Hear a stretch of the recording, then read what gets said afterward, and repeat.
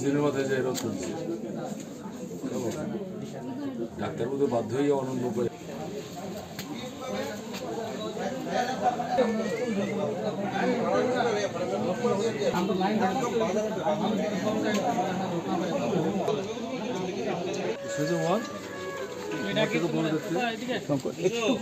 নাম কি একটু বাড়িতে আছে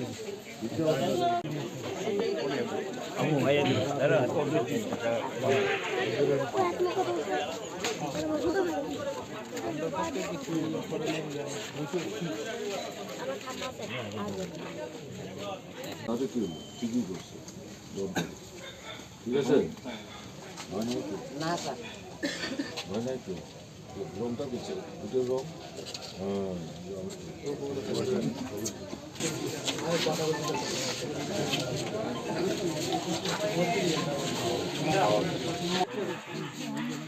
ঠিক আছে যাও মশা করে এই পায় না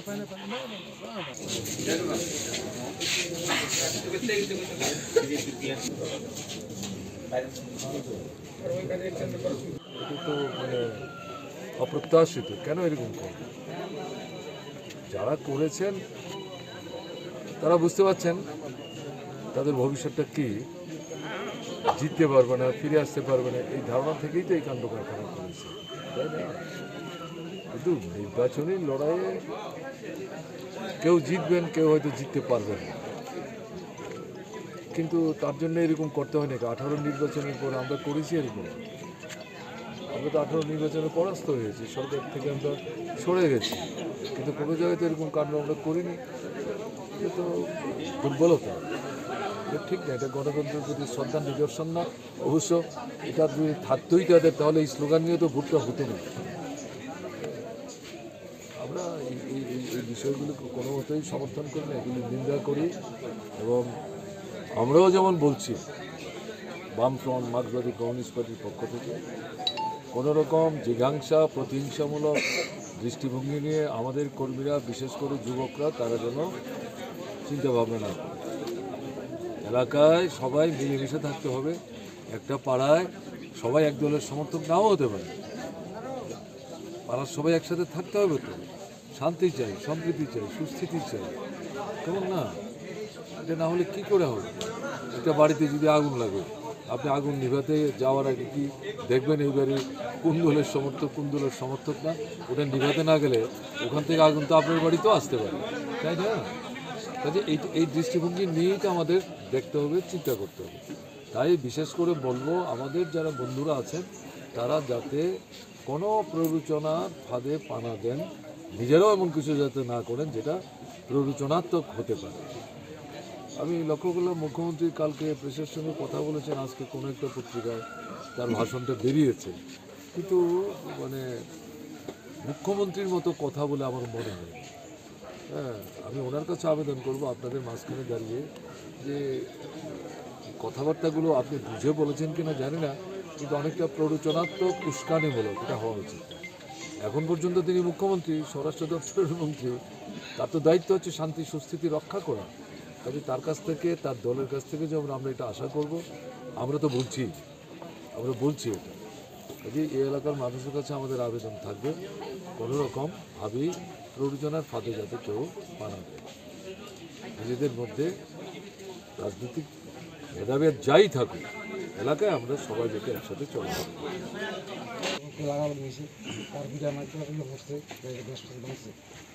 ভালো হয়েছে এখন তারা গেছে বিয়ে সেগুলি তো দুনিয়ার লোক হয়েছে আই তো রাত্রে তো হুমকি আছে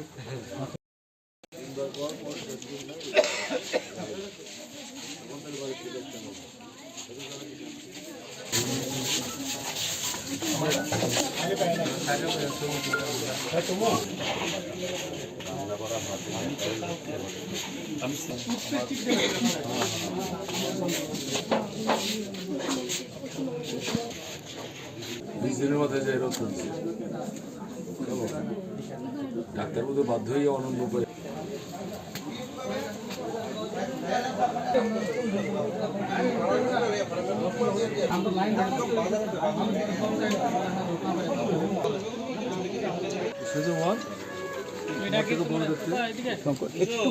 নাম কি একটু বাড়িতে আছে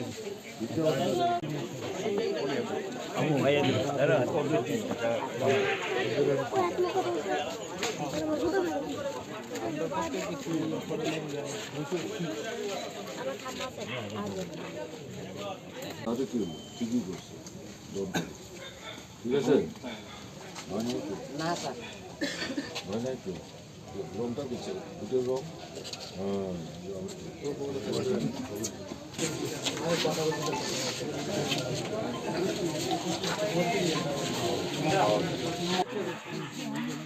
ঠিক আছে যাও মশা করে এই পাই না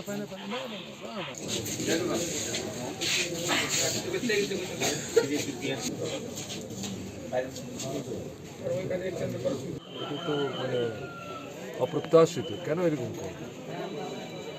যারা করেছেন তারা বুঝতে পারছেন তাদের ভবিষ্যৎটা কি, জিততে পারবে না, ফিরে আসতে পারবে না, এই ধারণা থেকেই তো এই কাণ্ড কারখানা করেছে, তাই না?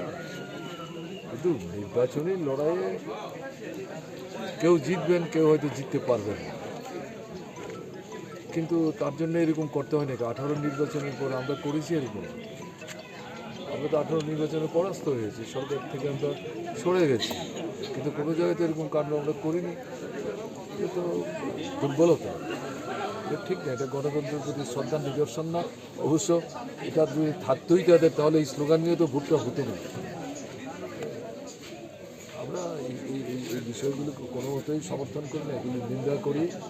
এবং আমরাও যেমন বলছি, বামফ্রন্ট মার্ক্সবাদী কমিউনিস্ট পার্টির পক্ষ থেকে কোনো রকম জিঘাংসা প্রতিহিংসামূলক দৃষ্টিভঙ্গি নিয়ে আমাদের কর্মীরা, বিশেষ করে যুবকরা, তারা যেন চিন্তাভাবনা না করে। এলাকায় সবাই মিলেমিশে থাকতে হবে। একটা পাড়ায় সবাই এক দলের সমর্থক নাও হতে পারে, পাড়ার সবাই একসাথে থাকতে হবে তো। শান্তি চাই, সম্প্রীতি চাই, সুস্থিতি চাই, কেমন না? এটা না হলে কী করে হবে?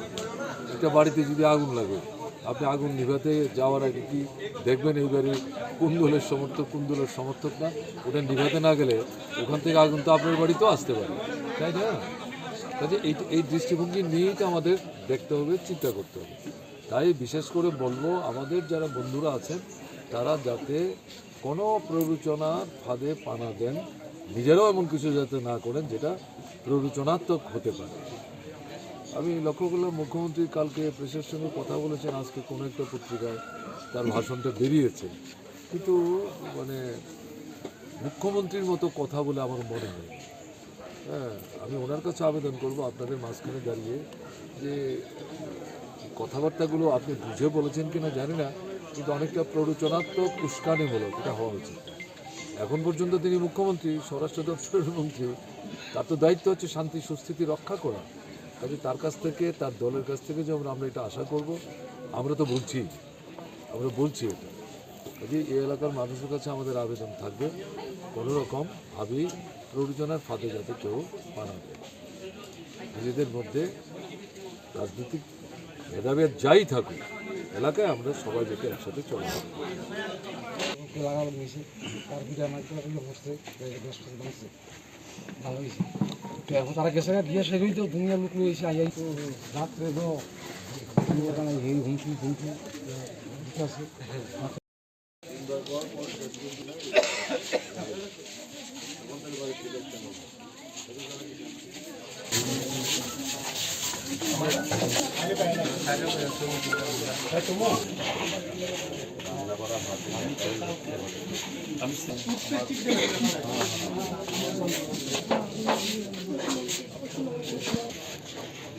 দিনের মাথায় যাই রোগ করছে, ডাক্তারবাবু তো বাধ্য হয়ে অনন্য করে।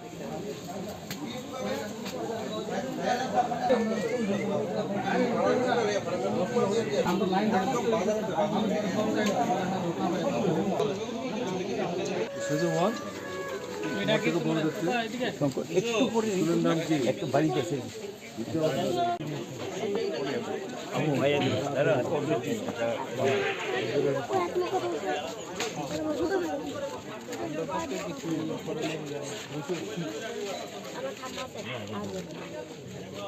তাতে কি হলো? ঠিকই করছে, ঠিক আছে। না স্যার ভয় নাই তো, রংটা দিচ্ছে দুটোর রং।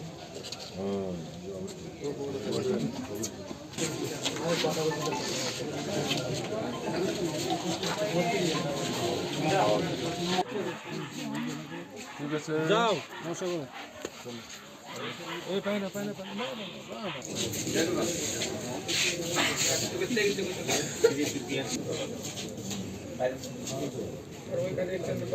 এটা তো মানে অপ্রত্যাশিত। কেন এরকম করে? যারা করেছেন তারা বুঝতে পারছেন তাদের ভবিষ্যৎটা কি, জিততে পারবে না, ফিরে আসতে পারবে না, এই ধারণা থেকেই তো এই কাণ্ড কারখানা করেছে, তাই না? কিন্তু নির্বাচনী লড়াইয়ে কেউ জিতবেন, কেউ হয়তো জিততে পারবেন না, কিন্তু তার জন্য এরকম করতে হয় নাকি? 18 নির্বাচনের পর আমরা করেছি এরকম? আমরা তো 18 নির্বাচনে পরাস্ত হয়েছি, সরকার থেকে আমরা সরে গেছি, কিন্তু কোনো জায়গায় তো এরকম কাণ্ড আমরা করিনি। এটা তো দুর্বলতা, এটা ঠিক না, এটা গণতন্ত্রের প্রতি শ্রদ্ধা নিদর্শন না। অবশ্য এটা যদি থাকতোই তাদের, তাহলে এই স্লোগান নিয়ে তো ভোটটা হতো না। আমরা এই বিষয়গুলোকে কোনো মতেই সমর্থন করি না, এগুলি নিন্দা করি। এবং আমরাও যেমন বলছি, বামফ্রন্ট মার্ক্সবাদী কমিউনিস্ট পার্টির পক্ষ থেকে কোনো রকম জিঘাংসা প্রতিহিংসামূলক দৃষ্টিভঙ্গি নিয়ে আমাদের কর্মীরা, বিশেষ করে যুবকরা, তারা যেন চিন্তাভাবনা না করে। এলাকায় সবাই মিলেমিশে থাকতে হবে। একটা পাড়ায় সবাই এক দলের সমর্থক নাও হতে পারে, পাড়ার সবাই একসাথে থাকতে হবে। তো শান্তি চাই, সম্প্রীতি চাই, সুস্থিতি চাই, কেমন না? এটা না হলে কী করে হবে? একটা বাড়িতে যদি আগুন লাগে, আপনি আগুন নিভাতে যাওয়ার আগে কি দেখবেন এইবারে কোন দলের সমর্থক, কোন দলের সমর্থক না? ওটা নিভাতে না গেলে ওখান থেকে আগুন তো আপনার বাড়িতেও আসতে পারে, তাই না? কাজে এই দৃষ্টিভঙ্গি নিয়েই তো আমাদের দেখতে হবে, চিন্তা করতে হবে। তাই বিশেষ করে বলবো, আমাদের যারা বন্ধুরা আছেন তারা যাতে কোনো প্ররোচনার ফাঁদে পা না দেন, নিজেরাও এমন কিছু যাতে না করেন যেটা প্ররোচনাত্মক হতে পারে। আমি লক্ষ্য করলাম মুখ্যমন্ত্রী কালকে প্রেসের সঙ্গে কথা বলেছেন, আজকে কোনো একটা পত্রিকায় তার ভাষণটা বেরিয়েছে, কিন্তু মানে মুখ্যমন্ত্রীর মতো কথা বলে আমার মনে হয়। হ্যাঁ, আমি ওনার কাছে আবেদন করব আপনাদের মাঝখানে দাঁড়িয়ে, যে কথাবার্তাগুলো আপনি বুঝে বলেছেন কিনা জানি না, কিন্তু অনেকটা প্ররোচনাত্মক, উস্কানিমূলক এটা হওয়া উচিত। এখন পর্যন্ত তিনি মুখ্যমন্ত্রী, স্বরাষ্ট্র দপ্তরের মন্ত্রী, তার তো দায়িত্ব হচ্ছে শান্তি সুস্থিতি রক্ষা করা। কাজে তার কাছ থেকে, তার দলের কাছ থেকে যেমন আমরা এটা আশা করব, আমরা তো বলছি এটা। কাজে এই এলাকার মানুষের কাছে আমাদের আবেদন থাকবে, কোনো রকম ভাবি প্ররোচনার ফাঁদে যাতে কেউ পা না দেয়। নিজেদের মধ্যে রাজনৈতিক ভেদাভেদ যাই থাকুক, এলাকায় আমরা সবাই যাতে একসাথে চলে যাবো। লাগানো নিয়েছে, তার বিটা নাকটা হচ্ছে, বেশ ভালো হয়েছে। তো এখন তারা গেছে গিয়ে সেগুলি তো দুনিয়ার লোক রয়েছে।